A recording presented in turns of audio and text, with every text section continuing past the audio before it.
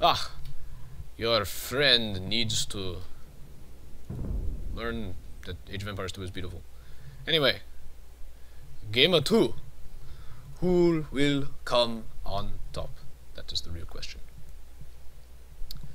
Yeah, most of my friends didn't used to play Age of Empires 2 either, but I converted them with my monks in real life, and now they're now they can't stop. Alright, anyway, for those of you who are tuning in right now, this is Game 2 of Round 1 of the Arabia 16 1v1s tournament, hosted by the Aoe2 HD OZ Clan. The links to all of their mumbo-jumbo is on the screen right now, and you can check out the rest of the matches, which will eventually be uploaded on my YouTube channel, which is at the top right, or on their official YouTube channel, which is in the bottom right. And I will be casting this tournament basically every few days for the entire month of July until they run out of replays to send me to cast. So anyway, Game 2 of Elixir versus DFS. Elixir was defeated in Game 1, but who will come out on top in this match? Let us jump straight into Game 2. And for those of you who are tuning in, thank you so much for tuning in. I really appreciate it. Every little bit counts. Alright, let's dive straight into this. Game 2. Alright, so right now, it looks like we have a Vikings mirror match on Mediterranean. Ooh, this is interesting. You don't get to see something like this that often. Oh, you all get to check out the pretty Aoe2 HD water graphics. If you like the textures that I have in my videos or on the stream right now, if you go to my YouTube channel, you can find a link to each and every one of the texture mods I use. So anyway, as you know, Vikings are a very, very powerful naval civilization, boasting their hilariously cheap docks and their hilariously cheap warships, which makes for a very unfun experience for naval civilizations that aren't Vikings against Vikings usually. So we will see how this goes. Basically, the typical strategy on a map like Mediterranean is seizing control of the ocean is so important. Absolutely so important. So both players are going to definitely consider focusing on seizing the lake in the center right here. So what this means is, since you don't have any military boats in the Dark Age on your dock, only fishing ships, they don't hurt anything. Both players are going to try and get to the Feudal Age basically as fast as possible by heavily investing in food. And then, right after they click up to the Feudal Age, they are going to basically pull almost everything off food and invest everything in golden wood to start pumping galleys out. And the reason that seizing the ocean is so important is that it allows you so much access to free food and map control. Seizing the, if one player controls all of this free food that's in the center of the map, that gives them a massive advantage. So both players are going to be competing for that. We might even see 4 villagers on wood for both players as they strive to get at an early dock to fish. Because in the Dark Age, both players can fish without contesting each other. Something I think that's interesting about the map generation is that DFS is, I guess, not really on a peninsula, but Elixir is actually in a peninsula. Which, I don't know how much that matters, but if the game really does drag, Elixir is quite vulnerable to being attacked from the ocean, from just the fact that he's surrounded. He's so close to the water, it's actually hilarious. Whereas DFS is sort of a reasonable distance from it. I don't think DFS is far enough that it would be a handicap for him, because usually you want to be really close to the water so you can plop out your docks really fast, but in this case, I think DFS is just a fine distance away. Just plopping out a bit more houses. Both players are doing their scouting. See, DFS has done a bit of aggressive scouting, whereas Elixir has opted not to do that at all yet. And yep, they're both going for about a 13 population dock. Looks like Elixir will start his slightly sooner. Doesn't make a big difference, but that does mean that he'll have his fishing ships out just a bit earlier. Interesting fact about fish is that fishing ships actually gather fish faster from deeper water fish, and shore fish the slowest. So even though shore fish, you know, they have 200 food, and the great fish marlin has 350, the shore fish actually gives you it just a bit slower. It's not too significant, but it's another reason why great fish marlin is so good. And now both players are trying to minimize the amount of time the villager is idle, so they're going to do a little bit more fishing before they send that villager back. Grabbing the boar now. Expect to see some fishing ships coming out. Oh, there's a lot of sheep here.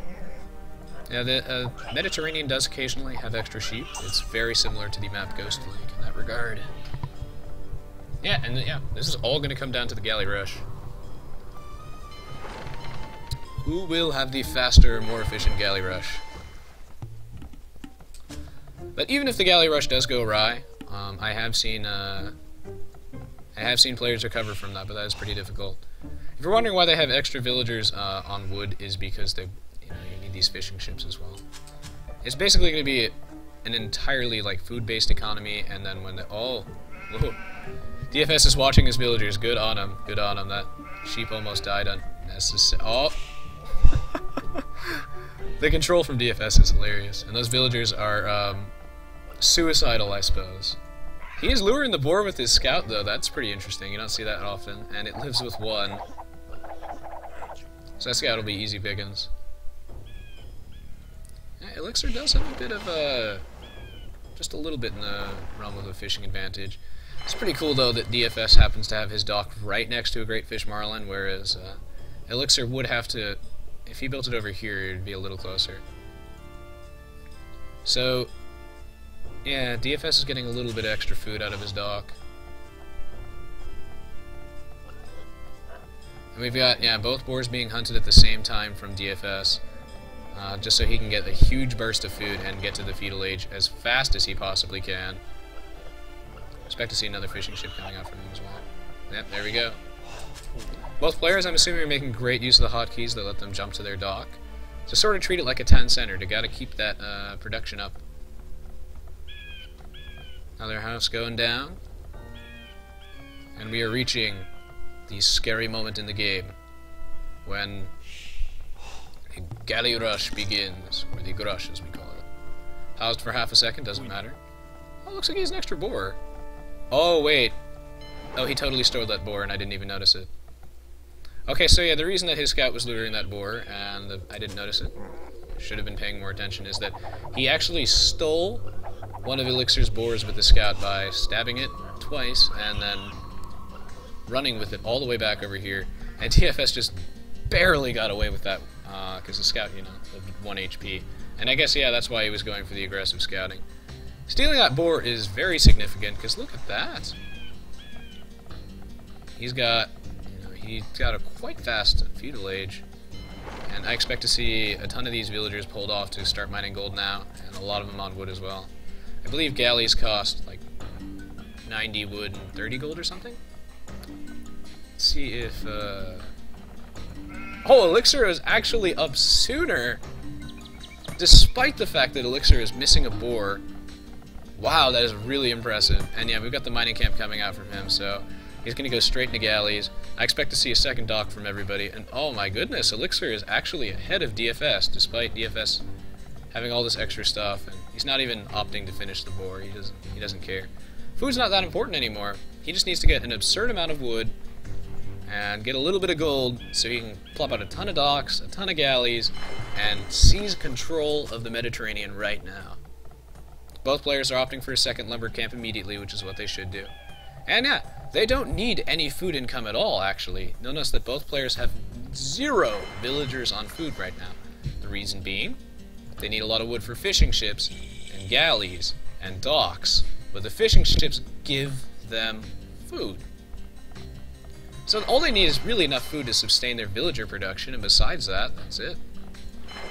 Oh my goodness, Elixir is actually ahead by an incredibly significant, like, maybe 30 or so seconds, which means that he's got this second dock, and he's almost finished with his third one, as DFS is working on his third one. These galleys are going to come out sooner as well, and the harass is coming in. DFS is quite in trouble, just because Elixir is a little more efficient than it appears to be. These water maps, one-on-one scenario, are really about the little things. It's the player that is slightly faster is the one that tends to seize the victory. So I got the first galley out right now. Elixir is going to find these fishing ships, and he is going to locate the other docks. He's just going to use it as a bit of scouting. And yeah, now DFS is going to have to pull these fishing ships somewhere else. Super significant. I mean, he's got one galley out, two now, but there's three on Elixir. He's getting a couple free shots. And yeah, so it's all about efficiency on water maps, and then your unit control has to be flawless. DFS here, though, is showing that his unit control is very good, but Elixir as well. You notice he was focus firing the single galley for a while, and then Elixir pulled it back so that DFS would be unable to shoot it, and he'd have to take free damage to follow that. So then he just pulls back the ones that are on low HP. The micromanagement here from Elixir is great. And yeah, DFS is just going to get outproduced here, because Elixir was just a bit faster. He's putting down his emergency tactical watchtower right here, because watchtowers absolutely eat ships for breakfast. But, might be a little too late. Elixir's got so many galleys. And yeah, you have to focus fire. You can't split your fire between them, of course. Yeah, you know DFS is desperate with this tower. I would say that it's not typically recommended that you do that. Wow, 4 docks. Only 3. Those villagers are idle. Oh my, this is significant. DFS is opting for the other strategy that you can do when your Grush goes horribly wrong, which is you take your galleys, you locate the enemy fishing ships, and you just do a little bit of raiding on their ocean economy. Now, something that'll be interesting is, will DFS continue to contest the ocean? Oh, he's going to get his another boar now. Will he continue to contest the ocean, or will he opt to transition into a land war? Now, one benefit, actually, of Elixir being on this weird peninsula type thing is that not only is he extremely vulnerable from the sea, but he is also extremely well defended if he controls it, and he has completely controlled this. It looks like, based on the fact that there's a flag on these docks, that DFS is not going to give up. He will try to claim the ocean if he can. Oh, did that boar pull fail again? Oh, he lost a villager to it. Oh, that's actually quite a big problem. Slow him down a bit. The last thing he needs is to fall even more slightly behind. Just the little differences that make the difference here. Yeah, well, I wonder if he can turn this around. It looks incredibly unlikely at this point, though, that he can make the difference. The watchtower does do a bit of damage to these galleys, but not by a significant margin. It's basically just like having a galley with long range that can't move. So it doesn't make a big difference. Alright, so he's got 6. Elixir still has way more. And I think Elixir's economy is in better shape. But you'll notice that the players like to put their houses along the edge. Perhaps DFS a little bit less so, but this is just for vision purposes. This will mean that if a transport ship decides to come by, Elixir is fully aware of that. A 4th dock coming out and a 5th dock. So DFS is absolutely determined to take back the ocean at whatever it takes. But it might be too little too late, honestly. He's trying to outproduce, but interesting is that the galleys are actually reasonably effective against buildings. I mean, not like super effective, but they get the job done. So this dock will eventually die. The watchtower is not in range. Oh, and Elixir has fletching. Great decision here. Don't forget that the boats do benefit from the ranged attack upgrades that everything else does at the blacksmith. Okay, this dock's gonna die. That is huge, which means that these galleys are forced out, and if Elixir's watching, he can just kill those right now, but I'm gonna say that DFS is absolutely done here. The Navy from Elixir is huge. Elixir has a tech advantage in the form of fletching. Elixir is also actually completely walled off. He even stonewalled it, and he's walled with houses so that if DFS gets desperate and he tries to transition into a land war, which is a good decision if you're behind, you have many options if your Grush fails. You can try raiding with your galleys, like never engaging him. Watchtower's not that great, but it can make the difference if it's close. But if it's not close, it won't make the difference. But it will make the difference if it's close, so that's a thought. If you're barely losing your Grush, so yeah, you can either raid with your galleys, you can swap to a land war, you can opt for a tower if it's close, and what you can do is you can put down a bunch of docks if the enemy has a huge advantage in galleys and this watchtower, and then just try and outproduce him, but that is super risky. I wouldn't recommend it. I would say something like raiding with the galleys that you have and swapping to a land war is the best idea, but still not that great. He's got these 2 forward villagers right here. I think he's going to try and forward Elixir, which is a common strategy when expert players lose the Grush. Once it happens, it happens. When you lose the Grush, transitioning to a land war is usually recommended. And yeah, so I'm assuming we're going to see like a forward barracks in range here, but I'm thinking too little, too late. We have fletching coming out from DFS, but you know, Elixir's got a much better economy, as you can tell by his stockpiled resources and population advantage. As a matter of fact, Elixir's decision to build a market here, also brilliant, because this means that he can trade his resources and get to the Castle Age. This is bad. And, you know, Elixir knew that DFS was getting a bit desperate, and that the Galley Rush had failed, so he anticipated the forward, or the inclusion of a land war, and has denied it with the wall off. Denied. So no land war for you, unless he gets the Castle Age, or he puts down like a tower here to prevent additional walling. That probably won't work, but actually he doesn't even have the stone for that. Yeah, so you put down an additional tower to prevent walling and try and push in there, but no, that's basically prevented. I don't think DFS can do anything anymore, because, I mean, he's trying to claim back the ocean, but that's not going to work. Speed it up just a little bit, because I believe that as soon as Elixir gets to the Castle Age, this match is OVAH over. Now, he doesn't want these villagers to be idle, so he's wisely putting down a lumber camp.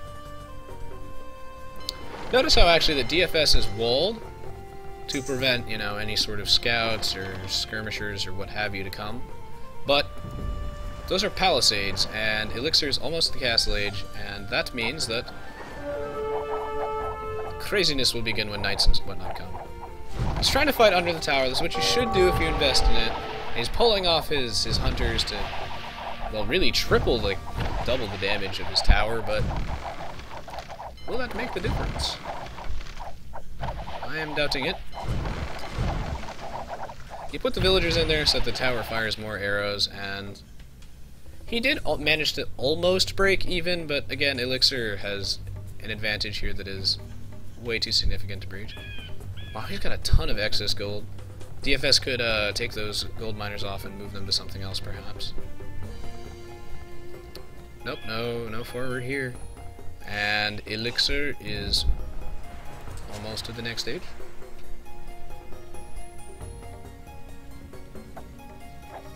When he gets to the Castle Age, he's gonna get he's gonna do the same thing with the crossbowman timing attack that you see a lot. He's going to get his bodkin arrow out immediately. Yes, sir. And War Galley. Try and get a huge tech advantage. DFS is doing a good strategy, which is to come over here, take out a couple fishing ships, and maybe cut off the production. You know, because he's got to stream these galleys out of these docks, right? So they come out one at a time. So DFS could just get a couple free dock kills here, which is what he's doing. Great decision here, but again, he's fighting a losing battle right now. I expect to see another town center coming up from Elixir in just a moment as well. He does have the wood for it. And a bunch more war galleys.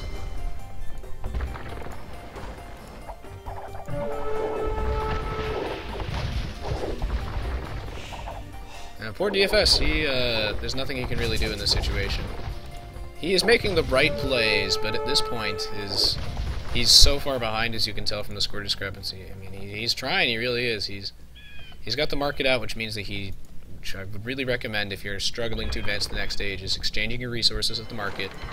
You know, he wants to get to the castle age, he wants to compete, but Elixir has developed an advantage that is far too large to compete in the ocean anymore. And Elixir has wisely given himself the insurance with these stone walls and these house walls over here that a land war ain't gonna happen until DFS is castle age. I like this here. This is kind of clever, putting docks in harder to notice locations so that Elixir, that DFS can mass galleys and Elixir won't know where they're coming from. But again, too little, too late. All these docks are gonna die. All these galleys are gonna die. We have another town center coming out. We have another town center. And Elixir has got this game in the bag. Great play from both players, really. But it looks like Elixir was just ahead by a bit, and it really did make the difference. It's really incredible that Elixir managed to get a faster feudal age than DFS when he was down 1 boar and DFS had 3. Quite significant. But yeah, the advantage here is just far too big. When a player has basically double your score, especially if it's a C-map, coming back is pretty difficult. I like how oh wow, did he use a transport ship to sneak in? Is that what he did? I don't know how he got these villagers there, but I don't think it matters. Yep, Elixir is stonewalling this to just ensure that no shenanigans happen. You know, he might try and put down like a stable or something and begin raiding, but just why he has the barracks, I'm assuming that's what he's doing. Or he's just goofing around, I'm not sure.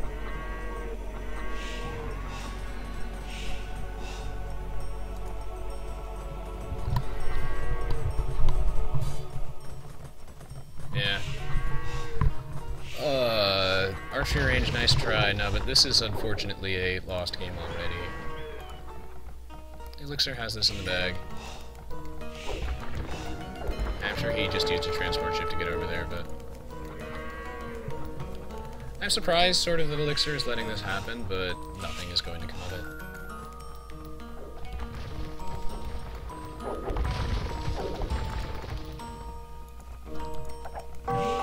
He's trying the siege workshop. He's trying the cavalry archers as well. Too bad Viking ones are really bad, but, you know, they're still cavalry archers. But they are quite expensive. Perhaps opting for crossbows may have been a better idea. I mean, he is going to do some somewhat significant eco damage here. It is a nice try. But if he attempted that earlier, it may have made the difference. But no, Elixir has won.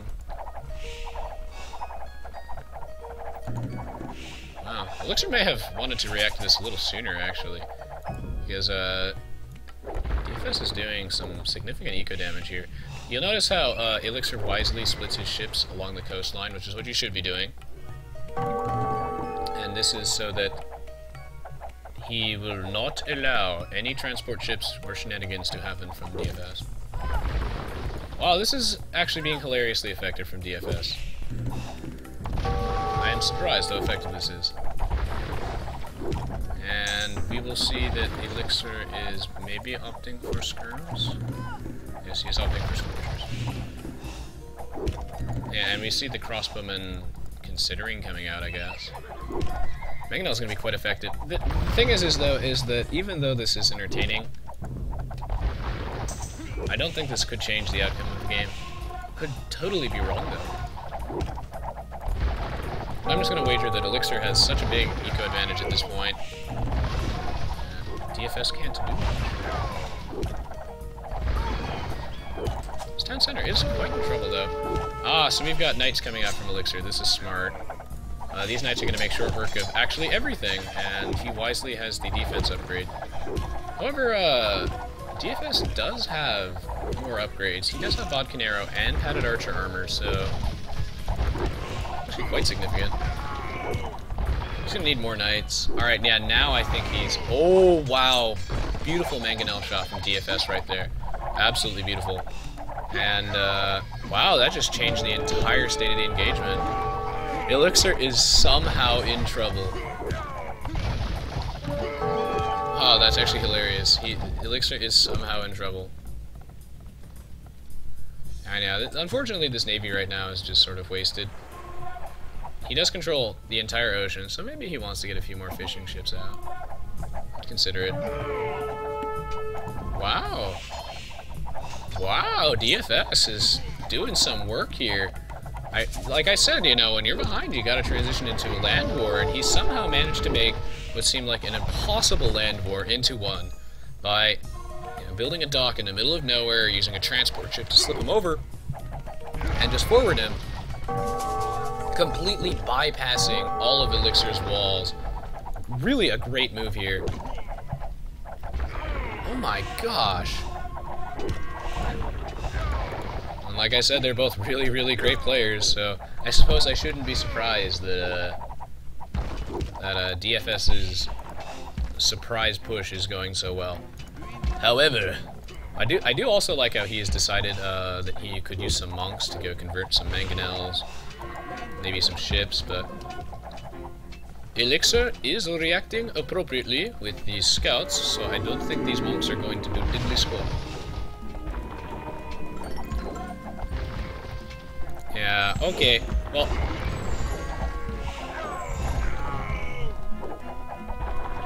Yeah. No, Elixir, got caught off guard here by a very, very brilliant and effective forward by DFS. However, Elixir has finally cleaned this up, and I would say that that is because of the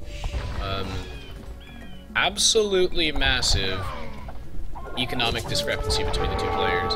That Elixir could afford to take a ton of economic damage like he did, and he really did. Like, DFS really did give it a great shot and did so much damage, and almost made a fool of Elixir even.